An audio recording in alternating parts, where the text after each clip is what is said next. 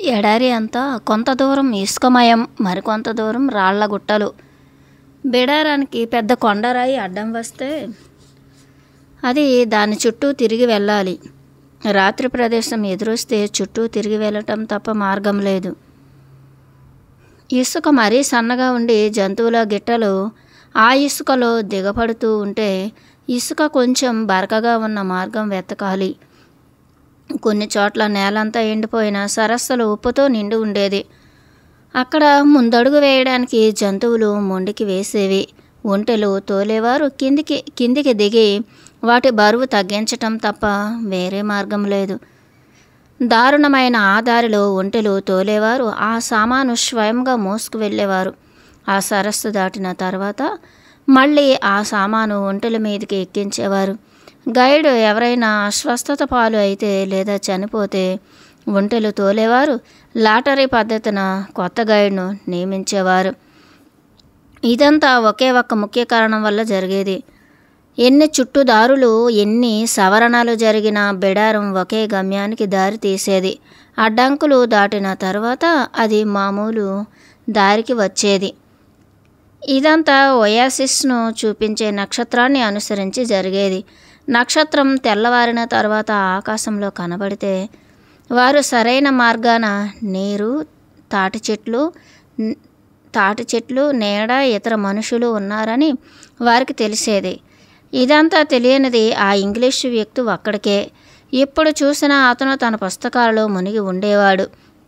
ఆ కుర్రవాడికి కూడా తన పుస్తకం ఉన్నది. ప్రయాణం మొదటి రోజులలో అతను పుస్తకం చదవడానికి ప్రయత్నించాడు, అంటే శాంటియాగో. కానీ నడుస్తున్న బిడారాన్ని గమనించటం, గాలి చేసే సవ్వడి వినటమే అతనికి ఆనందంగా, ఆసక్తికరంగా ఉండేది. తను ఎక్కి ఉన్న ఒంటెను గురించి తెలుసుకుని దానితో ఒక సంబంధం ఏర్పరచుకున్నాడు. మరుక్షణం అతను తన పుస్తకాన్ని గీటురాయి వేశాడు. తన పుస్తకాన్ని గిరాటు వేశాడు. పుస్తకం తెరిచిన ప్రతిసారి తను కొంత ముఖ్యమైన విషయం నేర్చుకుంటాడు అనే మూఢనమ్మకం అతనిలో చోటు చేసుకుంది. కానీ అదంతా అనవసరమైన భారమని అతను నిర్ణయించుకున్నాడు. తన పక్కనే ప్రయాణిస్తున్న ఒంటె మావటితో స్నేహం కలిపాడు. రాత్రిపూట చలిమంట చుట్టూ కూర్చున్నప్పుడు ఆ కుర్రవాడు గొర్రెల కాపరిగా తన సాహసాలను ఆ ఒంటె మావటికి కథలుగా చెప్పేవాడు. అలాంటి ఒక సంభాషణలో మావటి తన జీవితాన్ని గురించి చెప్పాడు. నేను ఎల్ ఖైరూమ్ దగ్గర నివసించేవాడిని. అతను చెప్పసాగాడు మావటివాడు. నాకు ఒక తోట, నా పిల్లలు కడదాకా మారనే జీవితం ఉండేవి. ఒక సంవత్సరం పంట అత్యధికంగా పండింది. ఆ సంవత్సరం మేమంతా మక్కా వెళ్ళాము. నా జీవితంలో తీరని ఆ ఒక్క బాధ్యత తీరిపోయింది. నేను ఇక నిశ్చింతగా కన్నుమూయవచ్చు. అది తలుచుకుంటే నాకు ఆనందం వేసింది. ఒకనాడు నేల కదలసాగింది. నైలు నది బొడ్డును దాటి ప్రవహించింది. అటువంటిది ఇతరులకే కానీ నాకెన్నడూ జరగదు అని నా ఆలోచన. ఆ వరదలో తమ ఆలివ్ చెట్లు అన్నీ కొట్టుకుపోతాయి అని మా ఇరుగురు పొరుగుల భయం. మా పిల్లలు ఏమైపోతారో అని మా ఆవిడ భయం. నాకు ఉన్నది అంత సర్వనాశనం అయిపోతుందని అనుకున్నాను. నేల అంతా ధ్వంసమైపోయింది. జీవనం కోసం నేను మరో మార్గం వెతకవలసి వచ్చింది. దానితో నేను ఒంటె మావటినే అయ్యాను. కానీ ఆ విధ్వంసం నాకు అల్లా మాట అర్థం చేసుకోవటం నేర్పింది. వారికి అవసరమైంది వారు కోరింది సాధించగలిగితే ప్రజలు తమకు తెలియని దానిని గురించి భయపడనవసరం లేదు. మనకు ఉన్నది మన జీవితం. మన వస్తువులు, ఆస్తిపాస్తులు కోల్పోతామేమోనని మన భయం. మన జీవిత కథలు, ప్రపంచ చరిత్ర రాసింది ఒకే చెయ్యి అని మనం అర్థం చేసుకున్నప్పుడు మన భయం పటాపంచలవుతుంది. కొన్నిసార్లు వారి బిడారం మరొక బిడారంతో కలిసేది. ఒకరికి కావలసింది మరొకరి దగ్గర తప్పక ఉండేది. మనకు కావలసినది అంతా ఒక చెయ్యి రాసి ఉంచినట్లు. వారందరూ చలిమంట చుట్టూ చేరినప్పుడు ఒంటె మావటలు గాలి దుమారాలను గురించిన సమాచారం ఒకరికొకరు చెప్పుకునేవారు. ఎడారిని గురించి కథలు చెప్పేవారు. కొన్నిసార్లు ముసుగులు కప్పుకున్న మనుషులు కనిపించేవారు. వాళ్ళు బిడారాలు నడిచే దారులు పరిశీలించేవారు. వారిని బెడుయిన్స్ అంటారు. వాళ్ళు దొంగలను గురించి, నరమాంస భక్షకులను గురించి హెచ్చరికలు చేసేవారు. వాళ్ళు తమ కళ్ళు మాత్రమే కనబడేటట్లు నల్లని దుస్తులు ధరించేవారు. వాళ్ళు నిశ్శబ్దంగా వచ్చి అలాగే నిశ్శబ్దంగా నిష్క్రమించేవారు. ఒక రాత్రి ఒక ఒంటె మావటి చలిమంట దగ్గరికి వచ్చి జాతి యుద్ధాలు జరగబోతున్నాయి అని పుకారు అని చెప్పాడు. అక్కడ ఆ కుర్రవాడు ఇంగ్లీష్ వ్యక్తి కూర్చుని ఉన్నారు. ముగ్గురు మౌనం వహించారు. ఎవరు ఏమీ మాట్లాడకపోయినా ఆ వాతావరణంలో భయం రాజ్యం చేస్తున్నదని ఆ కుర్రవాడు గమనించాడు. మరొకసారి మాటలు లేని భాష, విశ్వభాష అతని అనుభవంలోకి వస్తున్నది. ఇంగ్లీష్ వ్యక్తి తమకు ఏమైనా ప్రమాదం జరగబోతున్నదా అని ప్రశ్నించాడు. ఒకసారి ఎడారిలో అడుగుపెట్టిన తర్వాత వెనక్కు తిరగటం అంటూ లేదు. ఒంటె మావటి అన్నాడు. వెనుకడుగు వేయటం అంటూ లేదు కనుక ముందడుగు ఎలా వేయాలి అని మాత్రమే ఆలోచించాలి. ఆ పైన మంచి చెడు అంతా అల్లాదయ అంతా చెప్పి అతను మక్తూబ్ అన్న మకుట పదంతో ముగించాడు. మీరు బిడారాలను మరింత ధ్యాసతో గమనించాలి. ఆ ఒంటె మావటి వెళ్ళిపోయిన తర్వాత ఆ కుర్రవాడు ఇంగ్లీష్ వ్యక్తితో అన్నాడు, మనం చాలాసార్లు పక్కదారులు పట్టాం, అయినా మనం ఎప్పుడు ఒకే దిక్కుగా వెళుతున్నాము. నువ్వు ప్రపంచాన్ని గురించి ఇంకా చదవాలి. ఇంగ్లీష్ వ్యక్తి సమాధానం, ఆ విషయంలో పుస్తకాలు బిడారాల వంటివి. మనుషులు, జంతువులు ఒక మహా సమూహముగా చేరి వేగంగా ప్రయాణించసాగారు. పగటిపూట అంతా నిశ్శబ్దంగా ఉంటుంది. రాత్రిపూట చలిమంట చుట్టూ చేరి ప్రయాణికులు మాట్లాడుకునేవారు. కానీ ప్రస్తుతం రాత్రుళ్ళు కూడా నిశ్శబ్దం అయిపోయాయి. చలిమంట ఉంటే అక్కడ బిడారాలు ఉన్నాయని సంకేతం. ఆ ప్రమాదం తప్పించడానికి బిడారం నాయకులు ఆనాటి నుంచి రాత్రిపూట చలిమంటలు నిషేధించారు. అప్పటి నుంచి యాత్రికులు, జంతువులు అన్నింటినీ రాత్రిపూట ఒక వలయాకారంలో ఏర్పాటు చేసేవారు. ఆ జంతువుల వలయం మధ్యలో అందరూ పడుకునేవారు. ఆ విధంగా రాత్రిపూట చలికి కొంత కాపు దొరికేది. బిడారం చుట్టూ నాయకులు సాయుధాలైన మనుషులను కాపలా పెట్టారు. ఒక రాత్రి ఇంగ్లీష్ వ్యక్తికి నిద్ర పట్టలేదు. ఆయన ఆ కుర్రవాడిని పిలిచారు. చుట్టూ ఉన్న ఇసుక తిన్నెల మీద వాళ్ళు ఇద్దరూ కలిసి నడిచారు. ఆ రాత్రి పౌర్ణమి. ఆ కుర్రవాడు ఇంగ్లీష్ వ్యక్తికి తన కథ చెప్పాడు. ఆ కుర్రవాడు క్రిస్టల్ దుకాణంలో పనిచేయటం మొదలుపెట్టిన తరువాత జరిగిన పురోగతి విని ఇంగ్లీష్ వ్యక్తి సమ్మోహితుడైనాడు. అన్నింటినీ పాలించేది అదే సూత్రం. ఆయన అన్నాడు, రసవాదంలో దానిని విశ్వాత్మ అంటారు. నువ్వు ఏదైనా హృదయపూర్వకంగా కోరుకున్నప్పుడు నువ్వు విశ్వాత్మకు అత్యంత చేరువ అవుతావు. అది సదా అవధారణ శక్తి. ఇది మనుష్యులకు మాత్రమే కాదు, ఈ భూమి మీద ప్రతి వస్తువుకు అది ఖనిజం, కూరగాయ, జంతువు, చివరికి ఒక సరళమైన ఆలోచన కూడా కావచ్చు. ఒక ఆత్మ ఉన్నది అని అతను చెప్పాడు. భూమి సజీవం, దానికి ఒక ఆత్మ ఉన్నది. మనము ఆ ఆత్మతో ఒక భాగం. కనుకనే భూమి మన కోసం శ్రమించుతున్నది అని మనము గుర్తించలేము. కనుకనే ఈ భూమి మీద ప్రతి వస్తువు నిరంతరం మార్పు చెందుతూ ఉన్నది. బహుశా ఆ క్రిస్టల్ దుకాణాలలో ఆ గ్లాసులు నీ సాఫల్యం కోసం సహకరిస్తున్నాయి అని గ్రహించి ఉంటావు. చందమామను, తెల్లని ఇసుక తిన్నెలను చూస్తూ ఆ కుర్రవాడు ఆ విషయాన్ని గురించి కొంతసేపు ఆలోచించాడు. ఎడారి దాటుతున్నప్పుడు నేను ఈ బిడారం గమనించాను, అతను అన్నాడు. ఈ బిడారము, ఎడారి ఒకే భాష మాట్లాడుతాయి. కనుకే ఎడారి మనలను దాటనిస్తున్నది. ఈ బిడారం ప్రతి అడుగు సకాలంలో వేస్తున్నదా లేదా అని ఎడారి పరీక్షించుతున్నది. అది సవ్యంగా జరిగితే మనం ఓయాసిస్ చేరుకుంటాం. ఆ భాష అర్థం చేసుకోకుండా మన ఇద్దరిలో ఎవరైనా తమ స్వంత ధైర్యంతో ఈ బిడారం చేరి ఉంటే ఈ ప్రయాణం ఇంకా కష్టతరం అయ్యేది. వారిద్దరూ చంద్రుడిని చూస్తూ అక్కడే నుంచున్నారు. శకునాల గారిడి అదే అన్నాడు కుర్రవాడు. మన గైడ్స్ ఎడారిలో జాడలు ఎలా గుర్తించుతారో నేను చూశాను. ఈ బిడారం ఆత్మ ఈ ఎడారి ఆత్మతో ఎలా మాట్లాడుతుందో కూడా చూశాను. ఇంగ్లీష్ వ్యక్తి అన్నాడు, ఇక నుంచి నేను బెడారం వైపు ధ్యాస మళ్లిస్తాను. నేను ఇక నుంచి మీ పుస్తకాలు చదువుతాను అన్నాడు కుర్రవాడు. ఆ పుస్తకాలన్నీ వింతగా ఉన్నాయి. అవి పాదరసం, ఉప్పు, మహాసర్పాలు, రాజులను గురించి చెబుతున్నాయి. అతనికి అందులో ఏమీ అర్థం కాలేదు. కానీ అన్ని పుస్తకాల్లోనూ ఒక భావం పునరావృతం అయ్యింది. అన్ని వస్తువులు ఒకే వస్తువు యొక్క భిన్న రూపాలు అని.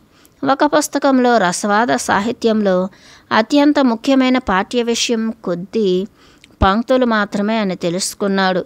అది ఒక మరకతమణి పలక మీద రాసి ఉన్నదని కూడా తెలుసుకున్నాడు.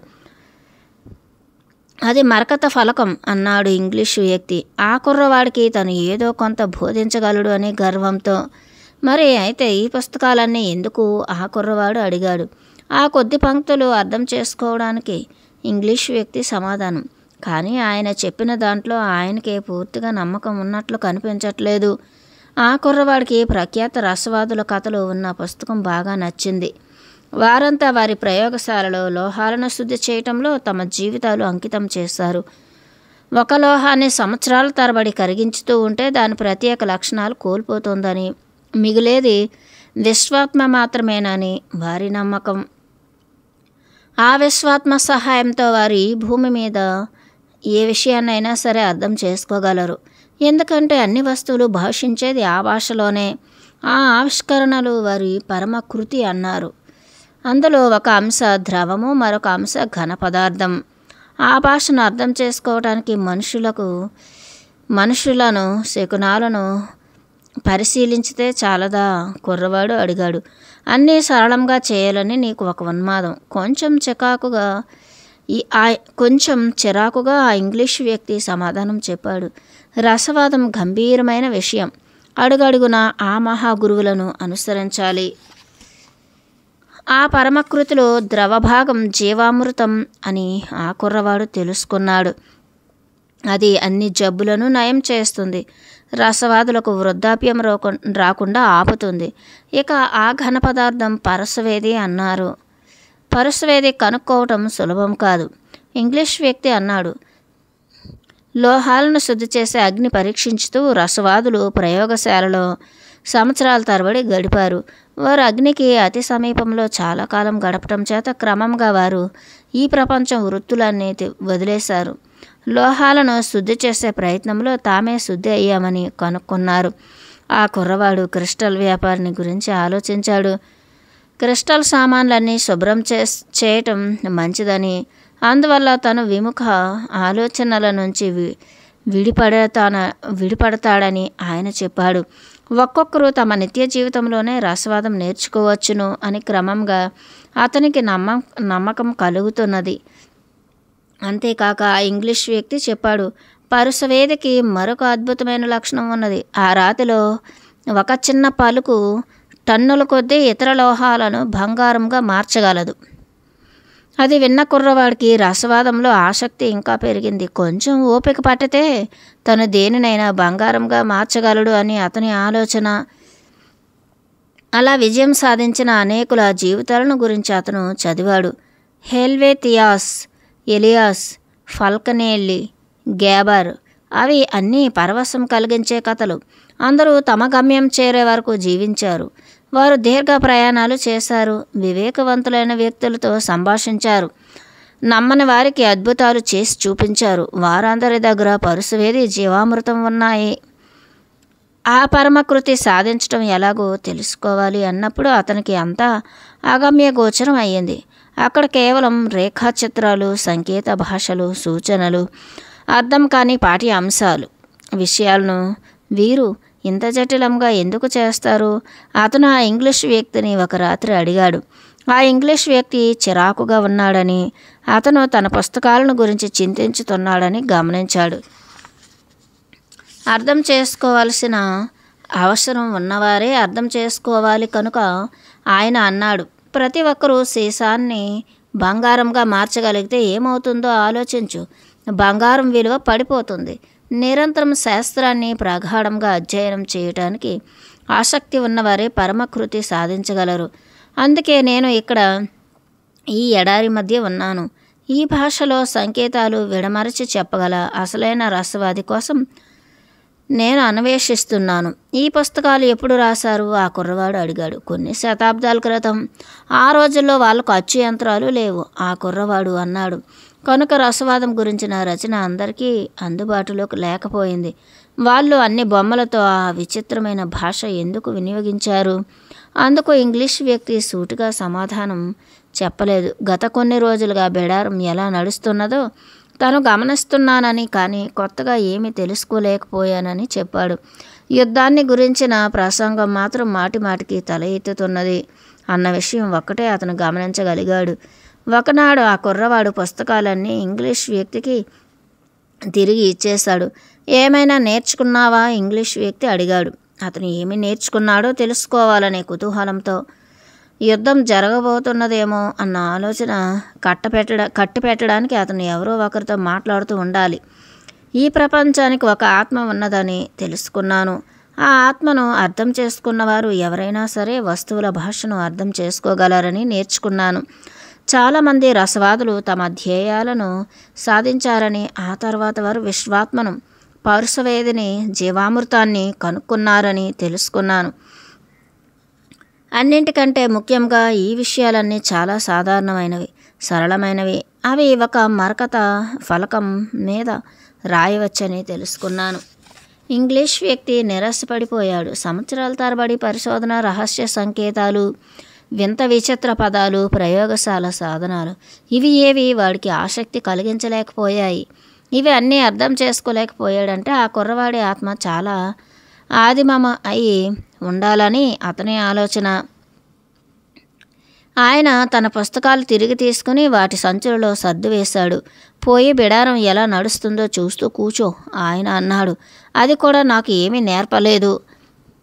ఆ కుర్రవాడు ఎడారిలో నిశ్శబ్దాన్ని, జంతువులు ఎగిరి తన్నే ఇసుకను గురించి ఆలోచనకు మళ్ళాడు.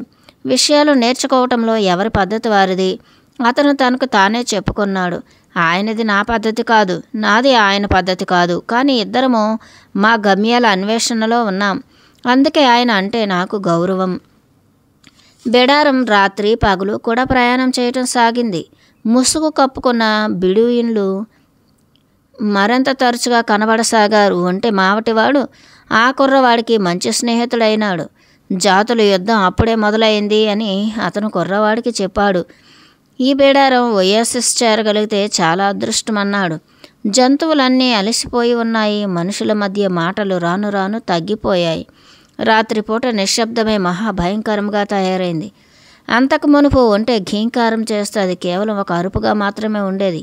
ఇప్పుడు ఉంటే అరిస్తే అందరికీ భయమే. ఎవరైనా తమ మీద దాడి చేయబోతున్నారేమోనన్న భయం. కానీ ఆ ఉంటే మావటి మాత్రం యుద్ధాన్ని గురించి ఎక్కువ పట్టించుకోలేదు. భయపడినట్లు కనిపించడం లేదు.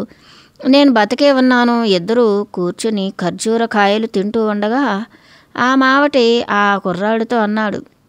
అక్కడ అప్పుడు చలిమంట లేదు, పైన చంద్రుడు లేడు. నేను ఏదైనా తింటున్నప్పుడు దానిని గురించి మాత్రమే ఆలోచిస్తాను.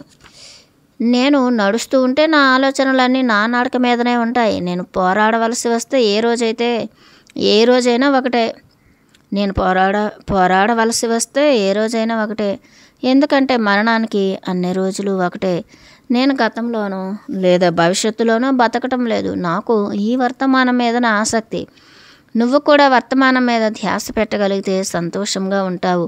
ఈ ఎడారిలో జీవం ఉన్నదని, పైన తారలు ఉన్నాయని, ఇక్కడ జాతులు కూడా మానవ జాతిలో భాగమే కనుక వారు పోరాడుతారని నువ్వు తెలుసుకుంటావు. అప్పుడు జీవితం మీకు ఒక వేడుక, ఒక ఉత్సవం అవుతుంది.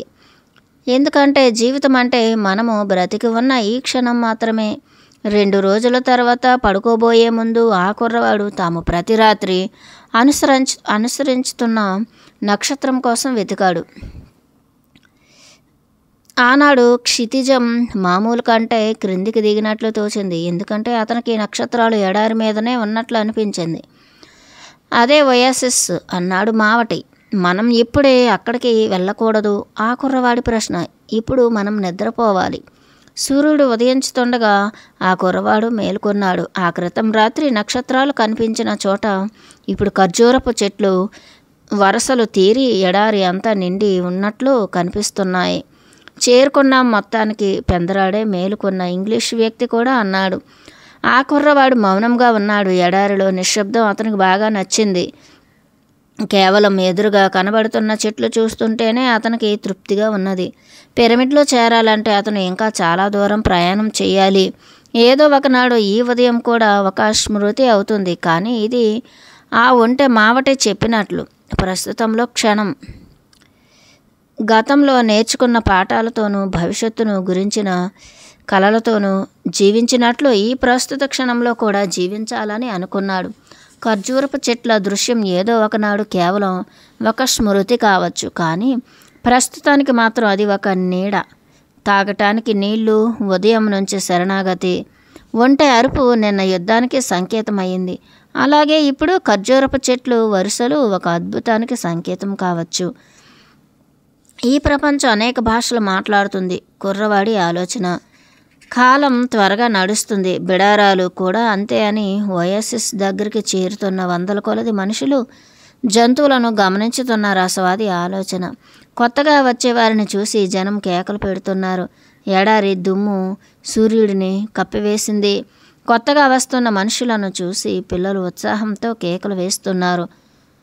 ఆటవిక జాతి నాయకులు బిడారం నాయకుడిని స్వాగతం పలికి ఆయనతో మాట్లాడుతున్నారు. ఈ విషయం రసవాది గమనిస్తున్నాడు.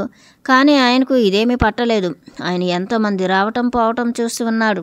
కానీ ఎడారి మాత్రం ఎప్పటిలాగానే ఏమీ మార్పు లేకుండా ఉన్నది.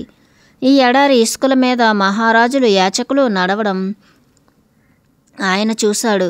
గాలి మూలకంగా ఈ ఇసుక తిన్నెలు మారుతున్నాయి. ఆ ఇసుక తిన్నెలు మారుతున్నాయి. కానీ ఇసుక మాత్రం చిన్నతనం నుంచి తను చూసిన అదే ఇసుక. వారాల తరబడి పచ్చని ఇసుక, నీలి ఆకాశం చూసిన ప్రయాణికులు ఖర్జూరపు చెట్ల పచ్చదనం చూసి ఆనందం అనుభవించుతుంటే చూడటం అతనికి చాలా సంతోషం. మానవుడు ఖర్జూరపు చెట్లను మెచ్చుకోవటానికేమో భగవంతుడు ఎడారి సృష్టించాడని ఆయన ఆలోచన.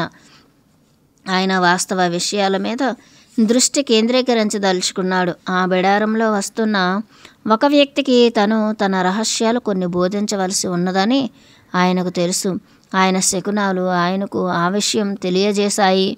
ఆయనకు ఆ వ్యక్తి ఎవరో ఇంతవరకు తెలియదు, కానీ కనబడగానే ఆయన కళ్ళు అతనిని గుర్తించుతాయి. కొత్తగా వస్తున్న ఈ వ్యక్తి తన పూర్వపు శిష్యుడి వలె సమర్థుడిగా ఉన్నాడని ఆయన ఆశ. ఈ విషయాన్ని నోటి మాటతో ఎందుకు చెప్పాలో నాకు తెలియదు అని ఆయన ఆలోచన. నిజానికి అవి పెద్ద రహస్యాలు ఏమీ కావు. భగవంతుడు జీవులు అందరికీ తన రహస్యం సులువుగానే తెలియపరుస్తాడు. ఈ వాస్తవానికి ఆయన వివరణ ఒక్కటే. పదార్థాలు అన్నీ పరిశుద్ధ జీవితంతో చేయబడ్డాయి. ఇటువంటి జీవితం బొమ్మలతో మాటలతో చెప్పటానికి వీలు కాదు. కనుకనే ఇవి అన్నీ నోటి మాటతో తెలియజేయాలి. ప్రజలు బొమ్మలతోనూ పదాలతోనూ తన్మయులైపోతారు. దానితో ఈ ప్రపంచ భాష మర్చిపోతారు. ఆ కుర్రవాడు తను చూసినదంతా నమ్మలేకపోతున్నాడు. ఓయేసిస్ అంటే చుట్టూ కొన్ని ఖర్జూరపు చెట్లతో ఉన్న తన జియోగ్రఫీ పుస్తకంలో చూసిన బొమ్మ బావి వంటిది అనుకున్నాడు. కానీ అది స్పెయిన్లో తనకు తెలిసిన చాలా ఊళ్ళ కంటే చాలా పెద్దది. అక్కడ 300 బావులు, 50,000 ఖర్జూరపు చెట్లు ఉన్నాయి. వాటి చుట్టూ లెక్కకు అందని రంగురంగుల గుడారాలు ఉన్నాయి. ఇది 1001 రాత్రులు అన్నట్లు ఉన్నది అన్నారు ఇంగ్లీష్ వ్యక్తి. ఆయన రసవాదిని కలుసుకోవటానికి చాలా ఆతృత పడుతున్నాడు. అక్కడికి చేరుతున్న జంతువులను, మనుషులను చూడటానికి పిల్లలు ఉత్సాహంగా గుమికూడి ఉన్నారు. ఓయాసిస్ దగ్గర ఉన్న పురుషులు అక్కడికి వచ్చేవారు ఏదైనా పోరాటం చూసారా అని తెలుసుకోవాలని ఉన్నారు. స్త్రీలు అందరూ వ్యాపారులు తెచ్చిన వస్త్రాలు, విలువైన రాళ్ళు చూడడానికి పోటీ పడుతున్నారు. ఎడారి నిశ్శబ్దం అనేది మెరుగైన ఒక కళ అయ్యింది. బిడారంలో ప్రయాణికులు ఆధ్యాత్మిక ప్రపంచంలో నుంచి అప్పుడే మామూలు ప్రపంచంలోకి వచ్చినట్లు నిరాఘాటంగా నవ్వుతూ అరుస్తూ మాట్లాడుతున్నారు. ఏదో విడుదల కలిగినట్లు అందరూ చాలా సంతోషంగా ఉన్నారు. ఎడారిలో వారు చాలా జాగ్రత్తలు తీసుకునేవారు, కానీ ఈ ఒయాసిస్లో ఇక్కడ ఎక్కువగా స్త్రీలు, పిల్లలు ఉంటారు కనుక ఎప్పుడు తటస్థ ప్రాంతాలుగా పరిగణించబడతాయి. ఎడారి అంతటా ఒయాసిస్లు ఉంటాయి, కానీ ఆటవిక జాతి పురుషులు మాత్రం ఎడారిలో పోరాడుతారు. ఒయాసిస్లను శరణాలయాలుగా వదిలివేస్తారు. కొంత శ్రమతో ఆ బెడారం నాయకుడు తన మనుషులను అందరినీ ఒకచోట చేర్చి సూచనలు ఇచ్చాడు. ఆటవిక జాతుల మధ్య ప్రస్తుతం నడుస్తున్న పోరాటం ముగిసిన దాకా తమ బృందం ఇక్కడే ఉంటుంది. తామందరూ అక్కడ యాత్రికులే కనుక ఒయాసిస్ దగ్గర నివసించే వారితో సర్దుకోవాలి అని చెప్పారు. వారికి ఉత్తమమైన వసతి ఇస్తారు. అది వారి ఆతిథ్యం నియమం.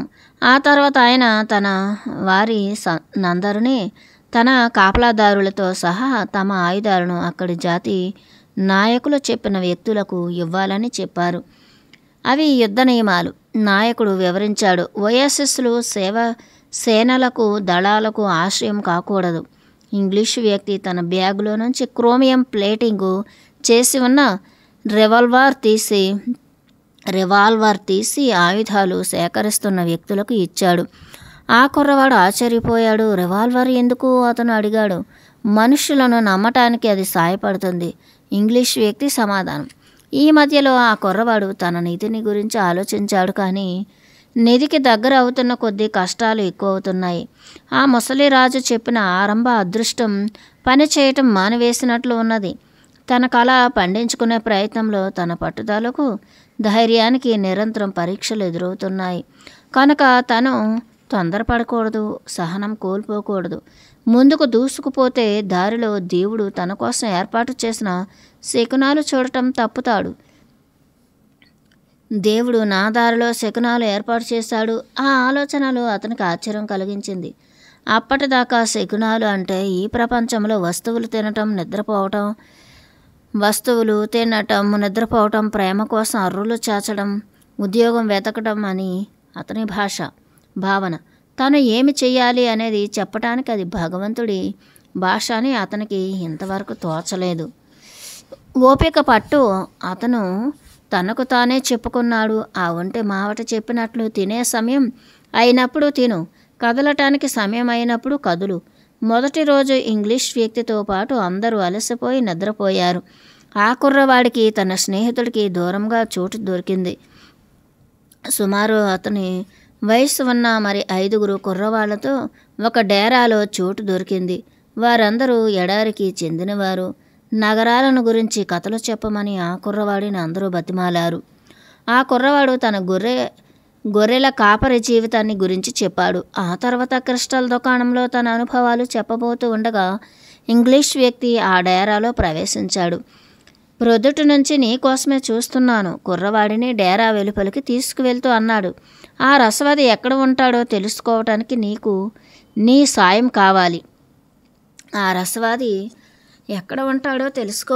నీ సాయం కావాలి. అని అడిగాడు ఇంగ్లీష్ వ్యక్తి. మొదట ఆయనను వెతకటానికి తమంత తామే ప్రయత్నం చేశారు. రసవాది జీవనశైలి మిగిలిన వారి శైలి కంటే వేరుగా ఉంటుంది. బహుశా అతని డేరాలో నిరంతరం ఒక కొలిమి మండుతూ ఉంటుంది. వాళ్ళు ప్రతి చోట వెతికారు. ఆ ఒయాసిస్ వారు ఊహించిన దానికంటే చాలా పెద్దది. అక్కడ 100ల కొద్దీ డేరాలున్నాయి. మనం దాదాపు ఒక రోజంతా వృధా చేశాము. ఆ కుర్రవాడితో పాటు ఒక బావి పక్కన కూర్చుంటూ ఇంగ్లీష్ వ్యక్తి అన్నాడు. ఎవరినైనా అడిగితే బాగుంటుందేమో అని కుర్రవాడి సూచన. తాను అక్కడికి ఎందుకు వచ్చాడో ఇతరులకు చెప్పడం ఇంగ్లీష్ వ్యక్తికి ఇష్టం లేదు. ఏం చేయాలో తోచలేదు. చివరికి ఆ కుర్రవాడి సలహాకు ఒప్పుకున్నాడు. ఆ కుర్రవాడికి తనకంటే అరబిక్ భాష బాగా వచ్చు కనుక ఆ కుర్రవాడినే అడగమన్నాడు. అప్పుడే ఆ బావి దగ్గరికి మేకతోలు సంచితో ఒక స్త్రీ వచ్చింది. ఆ కుర్రవాడు ఆమెను సమీపించి, గుడ్ ఆఫ్టర్నూన్ అమ్మా, ఈ ఒయాసిస్ దగ్గర ఒక రసవాది నివసిస్తారని చెప్పారు. ఆయన ఎక్కడ ఉంటారో చెప్పగలరా? అటువంటి మనిషిని గురించి ఎప్పుడూ తను వినలేదు అని చెప్పి ఆవిడ అక్కడ నుంచి బిరబిరా వెళ్ళిపోయింది. వెళ్లే ముందు ఆవిడ ఆ కుర్రవాడికి నల్ల దుస్తులలో ఉన్న స్త్రీలు పెళ్ళైన వారితో మాట్లాడటానికి అతను ప్రయత్నం చేయకూడదని చెప్పి వెళ్ళింది. అతను ఆచారాన్ని గౌరవించాలి. ఇంగ్లీషు వ్యక్తి నిరాశ చెందాడు. ఇంత దూరం తన ప్రయాణం అర్థమయ్యింది అనిపించింది. ఇంత దూరం తన ప్రయాణం వ్యర్థం అయింది అనిపించింది. ఆ కుర్రవాడికి కూడా విచారం కలిగింది. తన స్నేహితుడు ఆయన అదృష్టం వెతుక్కుంటూ బయలుదేరాడు. ఎవరైనా సరే అటువంటి ప్రయత్నంలో ఉన్నప్పుడు ఈ విశ్వం అంతా వారికి సాయపడుతుంది అని ఆ ముసలిరాజు చెప్పాడు. ఆయన పొరపాటు పడి ఉండడు. రసవాదులను గురించి నేను ఇంతవరకు ఎన్నడూ వినలేదు, ఆ కుర్రవాడు అన్నాడు. బహుశా ఇక్కడ కూడా ఎవరూ విని ఉండకపోవచ్చు. ఇంగ్లీషు వ్యక్తి కళ్ళు ఆనందంతో వెలిగాయి. అది సంగతి. రసవాది అంటే ఏమిటో ఇక్కడ ఎవరికీ తెలియకపోవచ్చు. ఇక్కడ జనానికి ఎవరు నయం చేస్తారో కనుక్కో. ఇక్కడ జనానికి జబ్బులు ఎవరు నయం చేస్తారో కనుక్కో. నల్ల దుస్తులు ధరించిన స్త్రీలు చాలామంది ఆ బావి దగ్గరికి వచ్చారు. కానీ ఇంగ్లీష్ వ్యక్తి బలవంతం చేసిన ఆ కుర్రవాడు వారు ఎవరితోనూ మాట్లాడలేదు. అప్పుడు అక్కడికి ఒక పురుషుడు వచ్చాడు. అక్కడ మనుషుల జబ్బులు నయం చేసే మనిషి ఎవరైనా మీకు తెలుసునా? ఆ కుర్రవాడు అడిగాడు. మా జబ్బులు అన్నీ అల్లాయే నయం చేస్తాడు అన్నాడు ఆ వ్యక్తి. కొత్త వారిని చూసి భయపడ్డాడు ఆయన. మీరు మంత్రవైద్యుల కోసం చూస్తున్నారు. ఆయన ఖురాన్లో కొన్ని పదాలు స్మరించి అక్కడి నుంచి నిష్క్రమించాడు. మరొక మనిషి వచ్చాడు. వయసులో ఆయన పెద్దవాడు. ఆయన ఒక చిన్న బకెట్ తీసుకువచ్చాడు. ఆ కుర్రవాడు తన ప్రశ్న తిరిగి అడిగాడు. అటువంటి వారితో మీకేమి పని? ఆ అరబ్ అడిగాడు. ఆయనను కలుసుకోవడానికి మా స్నేహితుడు ఎన్నో నెలలు ప్రయాణం చేసి ఇక్కడికి వచ్చారు, ఆ కుర్రవాడు అన్నాడు. అటువంటి వ్యక్తి ఈ ఓఎస్ఎస్లో ఉంటే ఆయన చాలా పెద్దవాడై ఉండాలి. కొన్ని క్షణాలు ఆలోచించి ఆ పెద్ద ఆయన అన్నాడు.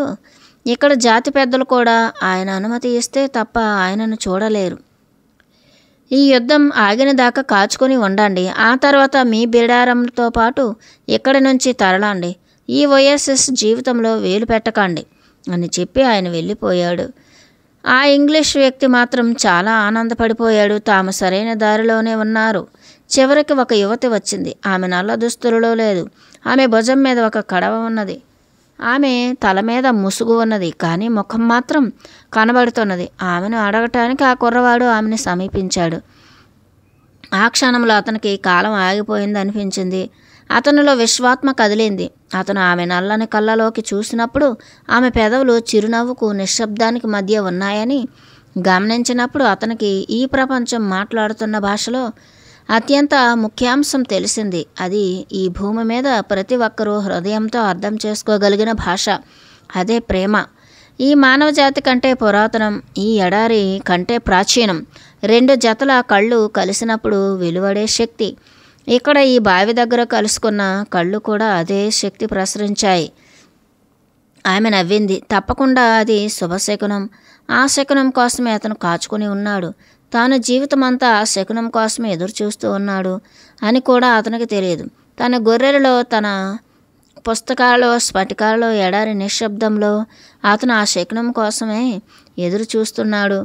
అదే ఈ ప్రపంచపు పరిశుద్ధమైన భాష. అనంతమైన కాలంలో ప్రయాణిస్తున్న ఈ విశ్వానికి ఎటువంటి వివరణ అవసరం లేనట్లే ఈ భాషకు వివరణ అక్కర్లేదు. ఆ క్షణాన తన జీవితంలో ఏకైక స్త్రీ ఎదుట తను ఉన్నానని ఆ కుర్రవాడి అనుభూతి. మాటలు అవసరం లేకుండా ఆమె కూడా అదే అనుభూతి చెందింది. ప్రపంచంలో మరి ఏ విషయంలోనైనా సందేహం ఉండవచ్చేమో, కానీ ఈ విషయంలో మాత్రం సందేహానికి తావులేదు. తాను ప్రేమలో పడినప్పుడు ఎదుటి వ్యక్తికి ఆ బాసట చేయబోయే ముందు ఆ వ్యక్తిని గురించి పూర్తిగా తెలుసుకోవాలని అతని తల్లిదండ్రులు, పితామహులు అతనికి చెప్పారు. అటువంటి అనుభూతి చెందినవారు బహుశా ఈ విశ్వభాష నేర్చుకుని ఉండరు. ఆ భాష తెలిస్తే ఈ ప్రపంచంలో నీ కోసం ఎవరో ఒకరు నిరీక్షిస్తున్నారు అని అర్థం చేసుకోవటం సులభం. అది ఒక ఎడారి మధ్యలో కావచ్చు, లేదా ఒక మహానగరంలో కావచ్చు. అటువంటి వ్యక్తులు ఇద్దరు కలిసినప్పుడు, వారి కళ్ళు కలిసినప్పుడు గతము భవిష్యత్తు విలువ కోల్పోతాయి. అక్కడ అప్పుడు ఉన్నది ఆ ఒక్క క్షణమే. ఈ వినీల ఆకాశం కింద ప్రతి ఒక్క అంశము రాసినది ఒకే ఒక చెయ్యి అన్నది నమ్మరాని సత్యం. ప్రేమకు అంకురార్పణ చేసేది ఆ హస్తమే. ఈ ప్రపంచంలోని ప్రతి వ్యక్తికి మరొక ఆత్మను సృష్టించేది కూడా ఆ హస్తమే. అటువంటి ప్రేమ లేకపోతే మన కలలకు అర్థమే ఉండదు. మక్తూబ్ కుర్రవాడి ఆలోచన. ఇంగ్లీషు వ్యక్తి కుర్రవాడిని కదిలించాడు. ఆమెని అడుగు. కుర్రవాడు ఆ అమ్మాయికి మరికొంచెం దగ్గరగా జరిగాడు. ఆమె నవ్వింది. అతను కూడా అదే పని చేశాడు. నీ పేరేమిటి? అతను అడిగాడు. ఫాతిమా. అతని చూపు తప్పించుకుంటూ ఆ అమ్మాయి చెప్పింది. మా దేశంలో కొంతమంది పేరు కూడా అదే. అది ప్రవక్త కుమార్తె పేరు. ఫాతిమా అన్నది. ఆక్రమణదారులు ఆ పేరుని అన్ని చోట్లకు చేరవేశారు. ఆక్రమణదారులు అన్నప్పుడు ఆ అమ్మాయి అందమైన ముఖంలో గర్వరేఖ తొంగి చూసింది. ఇంగ్లీష్ వ్యక్తి మరొకసారి ఆ కుర్రవాడిని వెనక నుంచి చో అన్నాడు. ఆ కుర్రవాడు జబ్బులకు చికిత్స చేసే వ్యక్తిని గురించి ఆ అమ్మాయిని అడిగాడు. ఈ ప్రపంచంలోని రహస్యాలన్నీ ఆయనకు తెలుసు. ఆ అమ్మాయి అన్నది. ఆయన ఈ ఎడారిలో జన్యువులతో మాట్లాడుతాడు. జన్యువులు మంచికి చెడుకి ఆత్మలు. ఆ వింత వ్యక్తి అక్కడ ఉంటాడు అన్నట్లు అమ్మాయి దక్షిణ దిక్కుగా వేలు చూపించింది. ఆ అమ్మాయి దక్షిణ దిక్కుగా ఆ వింత వ్యక్తి అక్కడ ఉంటాడు అన్నట్లు ఆ అమ్మాయి దక్షిణ దిక్కుగా వేలు చూపింది. ఆ తర్వాత తన కడవ నీటితో నింపుకొని వెళ్ళిపోయింది. రసవాదిని కనుక్కొనే ప్రయత్నంలో ఇంగ్లీష్ వ్యక్తి కూడా మాయమయ్యాడు. ఆ బావి పక్కనే ఆ కుర్రవాడు చాలాసేపు కూర్చున్నాడు. ఆ అమ్మాయి దగ్గర పరిమళం. తరీఫాలో ఒకనాడు ఆ లెవాంటార్ తీసుకువచ్చిన విషయం అతనికి మదిలో మెదిలింది. ఆ అమ్మాయి ఎక్కడ ఉన్నది అని తెలియకముందే అతను ఆమెను ప్రేమించాడు. ఆమె పట్ల తనకు ఉన్న ప్రేమ ప్రపంచంలోని అన్ని నిధులను కనుక్కుండే శక్తినిస్తుందని అతనికి తెలిసింది. ఆ మర్నాడు ఆ అమ్మాయి కనబడుతుందని ఆశతో ఆ కుర్రవాడు మళ్ళీ బావి దగ్గరికి వచ్చాడు. అక్కడ ఆశ్చర్యకరంగా ఎడారిలోకి చూస్తూ ఇంగ్లీష్ వ్యక్తి దర్శనమిచ్చాడు. మధ్యాహ్నం నుంచి సాయంత్రం దాకా కాచుకు కూర్చున్నాను అతను అన్నాడు. చుక్కలు పొడిచిన తర్వాత దర్శనమిచ్చాడు. నేను దేనికోసం అన్వేషిస్తున్నానో ఆయనకు చెప్పాను. నేను ఎప్పుడైనా సీసాన్ని బంగారంగా మార్చానా అని ఆయన ప్రశ్నించాడు. అది నేర్చుకోవడానికే నేను ఇక్కడికి వచ్చాను అని ఆయనకు చెప్పాను. అందుకు నేను ప్రయత్నించాలి అని ఆయన అన్నాడు. అంతే, వెళ్ళి ప్రయత్నించు అన్నారు ఆయన. ఆ కుర్రవాడు ఏమీ మాట్లాడలేదు. పాపం ఇంగ్లీష్ వ్యక్తి ఎన్నోసార్లు ప్రయత్నించేది మళ్ళీ ప్రయత్నించాలని వినటానికి అతను అంత దూరం వచ్చినట్లుంది. అయితే ప్రయత్నించండి అతను ఇంగ్లీష్ వ్యక్తితో అన్నాడు. నేను చేయబోయేది అదే. ఇప్పుడే మొదలు పెట్టబోతున్నాను. ఇంగ్లీష్ వ్యక్తి వెళ్ళగానే ఫాతిమా వచ్చి తన కడవ నీళ్లతో నింపింది. నీకు ఒక విషయం చెప్పుదామని ఎక్కడికి వచ్చాను ఆ కుర్రవాడు అన్నాడు. నువ్వు నా భార్యవు కావాలని నా కోరిక. నేను నిన్ను ప్రేమిస్తున్నాను. ఆ అమ్మాయి తన చేతిలో బిందె పడేసింది. నీళ్లు ఒలికిపోయాయి. ప్రతిరోజు నేను ఇక్కడ నీ కోసం కాచుకుని ఉంటాను. పిరమిడ్స్ దగ్గర ఎక్కడో ఉన్న నిధిని వెతుకుతూ నేను ఈ ఎడారి దాటాను. నాకు ఈ యుద్ధం ఒక శాపంలాగా ఎదురైంది. కానీ ఇప్పుడు అదే ఒక వరం అయింది. ఎందుకంటే నన్ను నీ దగ్గరికి చేర్చింది.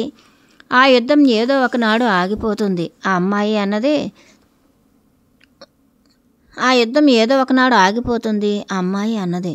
ఆ కుర్రవాడు చుట్టూ ఉన్న ఖర్జూరపు చెట్లు చూశాడు. ఒకనాడు తను ఒక గొర్రెల కాపరిని అని గుర్తు చేసుకున్నాడు. తను ఎప్పుడు కావాలనుకుంటే అప్పుడు మళ్ళీ గొర్రెల కాపరి కావచ్చు. తన నిధి కంటే ఫాతిమా చాలా ముఖ్యం. ఆదివాసులు ఎప్పుడు నిధుల కోసమే వెతుకుతూ ఉంటారు. అతని ఆలోచనలను చదివేసినట్లు ఆ అమ్మాయి అన్నది. ఎడారిలో స్త్రీలకు వారి ఆదివాసి పురుషులు అంటే గర్వం. ఆమె తన కడవ నింపుకుని వెళ్ళిపోయింది. ఫాతిమాను కలుసుకోవడానికి ఆ కుర్రవాడు ప్రతిరోజు బావి దగ్గరికి వెళ్ళాడు. గొర్రెల కాపరిగా తన జీవితం, ఆ ముసలిరాజు, గాజు గ్లాసుల దుకాణం అన్నింటినీ గురించి అతను ఆమెకు చెప్పాడు. వాళ్ళు ఇద్దరూ స్నేహితులయ్యారు. ఆమెతో గడిపిన 15 నిమిషాలు తప్పించి మిగతా రోజు గడవటం అతనికి చాలా కష్టంగా ఉన్నది. వారు ఆ ఒయాసిస్ దగ్గరికి వచ్చి దాదాపు నెల రోజులయ్యింది. ఒకనాడు ఆ బెడారం నాయకుడు తనతో ప్రయాణం చేస్తున్న వారిని అందరినీ పిలిచాడు. యుద్ధం ఎప్పుడు ముగుస్తుందో తెలియదు కనుక మనం మన ప్రయాణం సాగించలేము అని చెప్పాడు అతను. ఈ యుద్ధాలు చాలా కాలం, బహుశా కొన్ని సంవత్సరాలు కూడా జరగవచ్చు. 2 వైపులా బలమైన సేనలు ఉన్నాయి. 2 సేనలకు ఈ యుద్ధం చాలా ముఖ్యం. ఇది మంచికి చెడుకి మధ్య జరుగుతున్న యుద్ధం కాదు. అధికారం కోసం ప్రయత్నించుతున్న 2 శక్తుల మధ్య పోరాటం. అటువంటి యుద్ధం మిగిలిన యుద్ధాల కంటే చాలా కాలం నడుస్తుంది. కారణం అక్కడ అల్లా రెండు వైపులా ఉన్నాడు. అందరూ ఎవరెవరి గుడారాలకు వారు వెళ్ళిపోయారు. ఆ మధ్యాహ్నం ఆ కుర్రవాడు ఫాతిమాను కలుసుకోవడానికి వెళ్ళాడు. ఆమెకు ఆ ఉదయం సమావేశంలో జరిగిన విషయం చెప్పాడు. మనం కలిసిన మరుసటి రోజు ఫాతిమా అన్నది, నువ్వు నన్ను ప్రేమిస్తున్నానని చెప్పావు. ఆ తర్వాత నువ్వు విశ్వభాష గురించి, విశ్వాత్మను గురించి కొంత చెప్పావు. కనుక దానితో నేను నీలో ఒక భాగం అయిపోయాను. ఆ కుర్రవాడు ఆమె స్వరంలో శబ్దం వింటున్నాడు.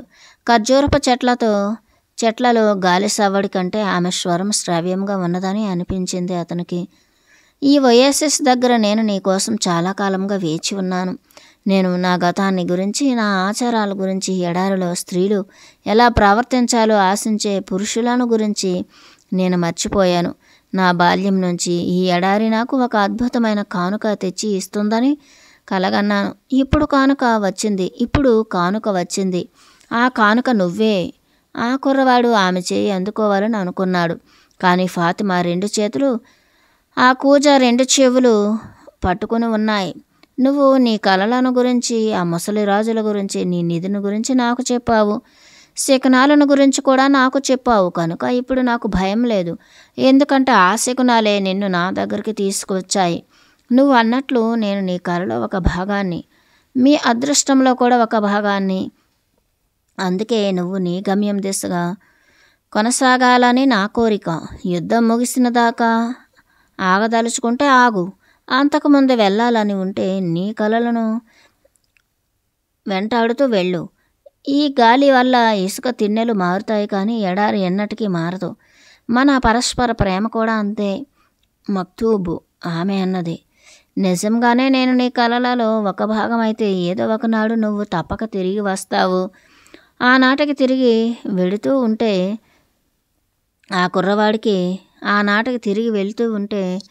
ఆ కుర్రవాడికి దిగులు వేసింది. తనకు తెలిసిన పెళ్ళి అయిన గొర్రెల కాపర్లు అందరినీ గురించి ఆలోచించాడు. వాళ్ళు ఎప్పుడైనా దూరదేశాలకు వెళ్ళవలసి వస్తే తమ భార్యలకు నచ్చ చెప్పడానికి చాలా కష్టపడేవారు. తాను ప్రేమించిన వారి చెంతనే ఉండాలని ప్రేమ కోరుతుంది. తరువాత కలిసినప్పుడు అతను ఫాతిమాకు ఆ విషయం చెప్పాడు. ఈ ఎడారి మా మగవాళ్ళను మా దగ్గర నుంచి తీసుకుపోతుంది. అందరూ తిరిగి వస్తారని నమ్మకం లేదు, ఆమె అన్నది. మాకు ఆ విషయం తెలుసు, అందుకు మేము అలవాటు పడిపోయాము. తిరిగి రాని వాళ్ళు మబ్బులలో కలిసిపోతారు. కనుమలలో దాగి ఉండే జంతువులలో భూమిలో నుంచి వచ్చే నీటితో ఒక భాగం అయిపోతారు. వారు ప్రతి దానిలోనూ ఒక భాగం అయిపోతారు. వారు విశ్వాత్మ అయిపోతారు. కనుక తిరిగిరా. అప్పుడు తమ పురుషులు కూడా ఏదో ఒకనాడు తిరిగి వస్తారనే ఆశతో ఇక్కడ ఇతర స్త్రీలు సంతోషపడతారు. నేను అటువంటి స్త్రీలను చూసి వారి ఆనందాన్ని చూసి అనసూయపడేదాన్ని. నేను కూడా వేచి ఉండే స్త్రీలో ఒకదానిని అవుతాను. నేను ఎడారి స్త్రీని. ఆ విషయం నాకు గర్వకారణం. నా భర్త ఇసుక తిన్నెల రూపుమార్చే గాలి అంతా స్వేచ్ఛగా తిరగాలి అని నా కోరిక. అవసరమైతే అతను ఈ మబ్బులలో, జంతువులలో, ఈ ఎడారి నీటిలో ఒక భాగం అయిపోయాడు అనే వాస్తవం అంగీకరించడానికి నేను సిద్ధంగా ఉన్నాను. ఆ కుర్రవాడు వెళ్ళి ఇంగ్లీష్ వ్యక్తి కోసం చూశాడు. ఆయనకు ఫాతిమాను గురించి చెప్పాలనుకున్నాడు. ఇంగ్లీష్ వ్యక్తి తన డేరా బయట ఒక కొలిమి తయారు చేసుకున్నాడు అని చూసి ఆశ్చర్యపోయాడు. ఆ కొలిమి వింతగా ఉన్నది. అది పొగ కట్టెలతో మండుతున్నది. దాని మీద పారదర్శకమైన పాత్ర ఒకటి ఉన్నది. అతను కన్నార్పకుండా ఎడారిని చూస్తూ ఉన్నాడు. పుస్తకాలు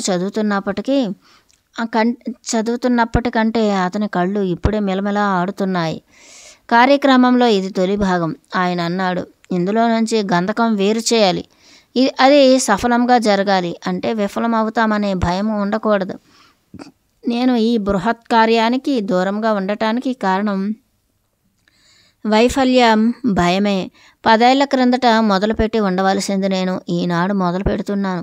20 సంవత్సరాలు వేచి ఉండలేదు అన్న సంతోషం ఒక్కటే మిగిలింది ఇప్పుడు. ఆ మంట అలాగే కొనసాగించటానికి తగిన ఇంధనం వేస్తూనే ఉన్నాడు.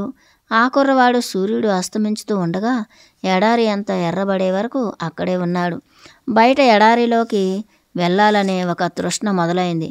అక్కడ ఆ నిశ్శబ్దంలో తన ప్రశ్నలకు సమాధానం దొరుకుతుందేమోనని అతని ఆశ. ఓఎస్ఎస్ దగ్గర ఖర్జూరపు చెట్లు కనబడేటంత దూరంలో కొంతసేపు తిరిగాడు. గాలి సడి విన్నాడు. కాళ్ల క్రింద రాళ్ళు అనుభూతి చెందాడు. అక్కడక్కడ ఒకటి